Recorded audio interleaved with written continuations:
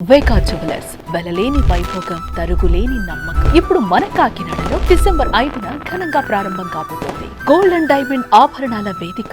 Dear parents, మీ పిల్లలకు phone ఇస్తున్నారా? ఒక్కసారి నేను చెప్పే ఈ విషయం వినండి. పిల్లలకు ఫోన్ ఇవ్వడం ద్వారా ఏం జరిగిందో తెలుసా? ఓ ప్రాణం పోయింది. సాంబారులో పడి ఓ బాలుడు మృతి చెందాడు. సాంబారులో పడిపోయి చిన్నారి చనిపోయినా దానికి కారణం మాత్రం సెల్ ఫోనే.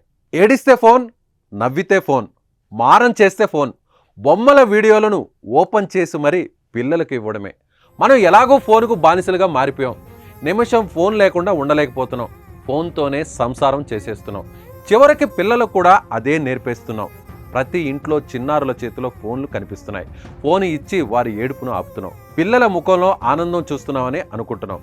కానీ తెలిసి వారి జీవితాన్ని ప్రమాదంలోకి నెట్టేస్తున్నామన్న సంగతి మర్చిపోతున్నాం.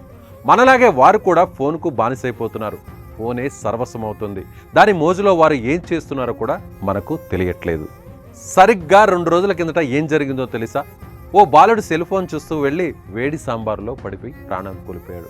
కర్నూలు జిల్లా గోనెగండ్ల మండలం వేముగోడుకు చెందిన జగదీష్ అమ్మానాన్నలతో కలిసి మేనమామ పెళ్లి కోసం గద్వాల జిల్లా వడ్డేపల్లి మండలం పైబాడు గ్రామానికి వెళ్ళాడు.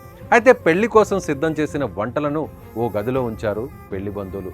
మొబైల్ గేమ్స్కు అలవాటు పడిన జగదీష్ పెళ్లి వేడుకను పట్టించుకోకుండా ఫోన్లో మునిగిపోయాడు. సెల్ ఫోన్లో గేమ్స్ ఆడుతూ బాహ్య ప్రపంచాన్ని మర్చిపోయాడు.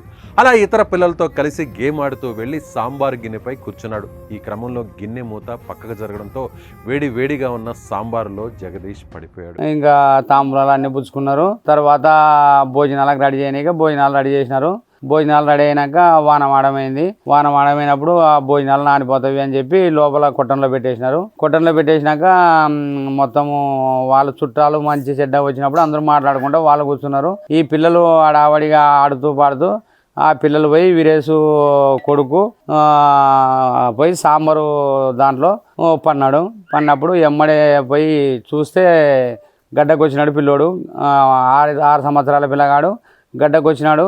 గడ్డకు వచ్చి అరుస్తుంటే ఎమ్మడే తల్లిదండ్రి వచ్చి ఎమ్మడే పక్కన ఉన్న వాళ్ళు అందరూ వచ్చి దాన్ని బట్టి హాస్పిటల్తో తీసుకుపోతే అక్కడ మరణించినాడు సార్.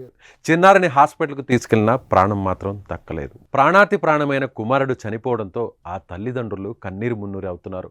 వారికి 2 కుమార్తెలు కాగా జగదీష్ ఒక్కడే కుమారుడు. ఊహించిన విధంగా చనిపోవడాన్ని తట్టుకోలేక గుండెలు అవిసేలా రోధిస్తున్నారు ఆ తల్లిదండ్రులు.